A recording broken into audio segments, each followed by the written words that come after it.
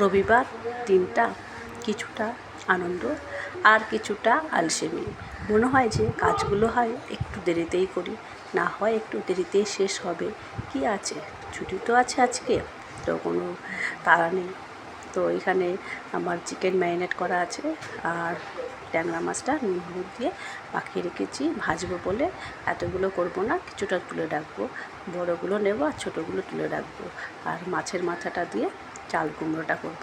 তো তেলটা গরম হয়ে গেছে, এবার দিয়ে দিচ্ছি বড় বড় ট্যাংরা মাছগুলো। সেগুলো একটু আলু বেগুন দিয়ে করবো। ছোটো ছেলেও খেতে ভালোবাসে আর শাশুড়ি মা এটা খাবে, চিকেন খাবে না, ওই জন্য। আর বড় ছেলে মাছ খায় না, ওই জন্য হবে চিকেন। তো মাছগুলো যেগুলো ছোট সেইগুলো আমি সাইড করে রাখছি আর বড়গুলো ভাজতে দিচ্ছি। একটু তাড়াতাড়ি করে করার চেষ্টা করছি, কেননা ছোটো ছেলে ড্রয়িং ক্লাস আছে আর একটু শরীরটা ওর একটু জ্বর মতন আছে। কালকে একটু জ্বর এসেছিলো রাত্রেবেলায়, তো মাঝে মধ্যে ওকে একটুখানি তাওয়াতে কপালে সেঁক দিয়ে দিচ্ছি, গলাটা ব্যথা আছে ওই জন্য। আর এদিকে মাছ ভাজা হতে হতে আমি চাল কুমড়োটা কাটা হয়ে গেছে আর চাল কুমড়োর খোসাটা, আলুর যে মোটা মোটা খোসা ছিল সেই খোসা সমেত ভেজে দেবো। কারণ আমার বড় ছেলে মাছের দেওয়া জিনিস কোনো জিনিস খাবে না, যে চাল কুমড়োটা যদি মাছ পড়ে যায় তাহলে আর সেটা খাবে না, ওই জন্য। তো মাছের ঝোলটা ভালোভাবে ফুটে গেছে, এবার ভেজে রাখা মাছগুলো দিচ্ছি আর কটা ওপর দিয়ে চেরা কাঁচা লঙ্কা দিয়ে দিলাম, কারণ বেশি ঝাল করা যাবে না, কারণ ছোটো ছেলে বেশি ঝাল খায় না। তো এইদিকে কাঁচা লঙ্কা দিলাম, যা লাগবে সে কাঁচা লঙ্কাটা দিয়ে চালিয়ে নিতে পারবে, ওই জন্য আর কি। তো অনেকটাই দেরি হয়ে যাচ্ছে, ওই জন্য দুদিকে দুটো কড়াই বসিয়ে দিয়েছি। আর এইদিকে চাল কুমড়ো আর একটু আলু দিয়ে কাঁচা লঙ্কা দিয়ে ভাজা করছি। এইটা দিয়ে আর চিকেনটা দিয়ে বড় ছেলের হয়ে যাবে। আর এই যে মাছের মাথাটা একটু ভালো করে ভেঙে নিচ্ছি, এটা বেশ ভাজা হয়ে গেছে, একটুখানি হাতা দিচ্ছি, দেখেছেন, একদিকে খুন্তি একদিকে হাতা, কারণ মাছের জিনিস মানে ছোঁয়া লাগলে আমার বড় ছেলে খাবে না, এদিকে মাছ খাবে না, এদিকে চিকেন খাবে, কী বলবো বলুন তো। আর হাতা পুরো আলাদা হবে, মাছের হাতা টাচ লাগবে না, তো ওই জন্য এই চাল কুমড়োটার জন্য হাতা নিয়েছি। আর এখানে চাল কুমড়োর মধ্যে জিরে ধনে লঙ্কা গুঁড়ো, হলুদ গুঁড়ো, একটু মিষ্টি আর নুন দিয়ে দিয়েছি আর কটা চেরা কাঁচা লঙ্কা দিয়ে ঢাকা দিয়ে রাখবো। অনেকটাই জল বেরিয়েছে, আর যতটা জল আছে সেই জলে চাল কুমড়োটা ভালোভাবে সেদ্ধও হয়ে যাবে আর হয়েও যাবে চাল কুমড়োটা। এদিকে চাল কুমড়োর খোসা ভাজা হয়ে গেছে, সর্ষের তেল দিয়ে দিচ্ছি, তেজপাতা আর গোটা জিরে ফোড়ন দিয়ে দিয়েছিলাম, পেঁয়াজ কুচি দিয়ে দিলাম। এটা চিকেনটা করব। চিকেনটা এমনি সামান্য মশলা দিয়ে ম্যারিনেট করে রেখেছি, আর এর মধ্যে পেঁয়াজ কুচি একটু দিলাম আর কিছুটা পেঁয়াজ আদা রসুন আর টমেটো গ্রেট করা আছে, মানে মিক্সিতে পেস্ট করে রেখেছি, ওটাও দিয়ে দেবো ওর মধ্যে, তাহলে গ্রেভিটা ভালো হবে। আর একটু ঝাল ঝাল খেতে পছন্দ করে বড় ছেলে, তো ওই জন্য আর কি বেশ কষা কষা করে করবো। মাঝে মধ্যে আমি চাল কুমড়োটা একটু নাড়া দিয়ে দিচ্ছি। এখনও মাছের মাথাটা পড়েনি, তাই জন্য একই খুন্তি দিয়ে দুটো রান্না করছি। যখন মাছের মাথাটা পড়ে যাবে তখন আর হবে না আর কি, তখন আলাদা করে নেব।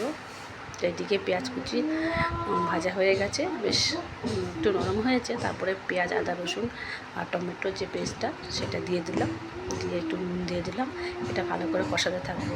এই দেখুন ভিডিও করতে করতে আমার মাথা থেকে বেরিয়েই গেছে যে আমি যে চিকেনের যে আলুটা দেবো সেই আলুটা ভাজিনি আগে। তো এবার পেঁয়াজ আদা রসুনের যে ভাজাটা হচ্ছে তার মধ্যে আলুগুলো দিয়ে ঢাকা দিয়ে দিয়েছি, ওগুলো ভাজা হয়ে যাবে, তার সাথে আলুটাও ভাজা হবে আর নরম হয়ে যাবে। আর চাল কুমড়োটা অনেকটাই হয়ে এসছে, ওই জন্য মাথাগুলো ভালো করে ভেঙে দিয়ে দিচ্ছি এর মধ্যে, দিয়ে একটু ভালো করে। এবার আমি চামচ নিয়ে নিয়েছি, একটা হাতা, ছোট্ট হাতা, কারণ মাছের মাথা মাছ পড়ে গেছে যেহেতু, ওই জন্য হাতা আলাদা হবে, যেরকম নিরামিষ আমিষের হাতা আলাদা হয় ঠিক সেই ক্ষেত্রে এটাই হবে আর কি। এই যে এই দিকেও চলছে, তার মধ্যে আবার ছোটো ছেলের 2-3 বার গলার মধ্যে একটু শ্যাকটা দিয়ে দিয়েছি, ওর গলাটা আরাম পাচ্ছে, তো শুয়েছিল, এবার ওকে স্নান করিয়ে দিয়ে ড্রয়িং ক্লাসে পাঠিয়ে দেবো। আর এই যে টমেটো কুচিগুলো দিয়ে দিলাম এর মধ্যে, দিয়ে এটা ভালো করে নাড়া দিয়েছি। দেখেছেন আলুগুলো ভাজা হয়নি, কিন্তু এর মধ্যে বেশ ভালো ভাজা ভাজা হয়ে গেছে। এবার আমি এর মধ্যে টক দই, ফেটিয়ে রাখা টক দই দিয়ে দিচ্ছি। আর টক দই পাটের মধ্যে যে টক দইটা লেগে রয়েছে, ওটা আমার শেষের কাজে লাগবে। সেটাও দেখাবো কী কাজে লাগাচ্ছি, আপনাদেরকে দেখতে থাকুন। এদিকে এটা হয়ে গেছে, এই জন্য একটু ময়দা জল দিয়ে গুলে এটা দিয়ে দিচ্ছে, তাহলে বেশ ভালো করে মাখামাখো হবে, এই চাল কুমড়োটা খেতে ভালো লাগবে। হয়ে এসছে, আর একটু জলটা মরে গেলে, একটু জল জল আছে, ওইটা মরে গেলে তারপর নামিয়ে দেবো। ভালো করে এটাকে মিশিয়ে দিলাম।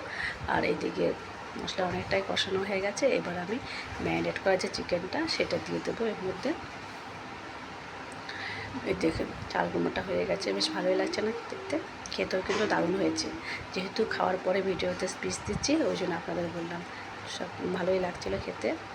আর চিকেনটা কষানো হয়ে ঝোলটা দিয়ে দিয়েছিলাম, সেদ্ধ হয়ে গেছে আলুগুলো। এবার এর মধ্যে একটু গরম মশলা আর একটু গোলমরিচ গুঁড়ো দিচ্ছি, কেননা ছোটো ছেলের জ্বর আছে, তো একটু ঝাল ঝাল লাগবে, ভালো লাগবে। আর গোলমরিচটা খাওয়াটা সর্দি কাশির পক্ষে খুব ভালো, ওই জন্য একটু দিয়ে দিলাম। ঝোলটা আছে, এতটা ঝোল রাখবো না, আর একটু কষাবো। এটা বড় ছেলে কষানো। এই যে দেখুন টক দইটা কী কাজে লাগাচ্ছি, রান্না শেষ, এবার নিজে বিউটিশিয়ানের কাজ শুরু। তো মুখে মুখে যত তেল তেল ডাস্টিং আছে সব আমি পরিষ্কার করে নিলাম। এদিকে রান্নাঘরে পরিষ্কার হয়ে গেছে, ছেলে ড্রয়িং ক্লাসে চলে গেছে। আর আপনারাও কী করছেন জানাবেন, আমার রান্নাটা কেমন লাগলো। যদি ভালো লাগে তাহলে অবশ্যই একটা লাইক কমেন্টস করবেন, পারলে শেয়ার করে দেবেন। টাটা, সবাই ভালো থাকবেন।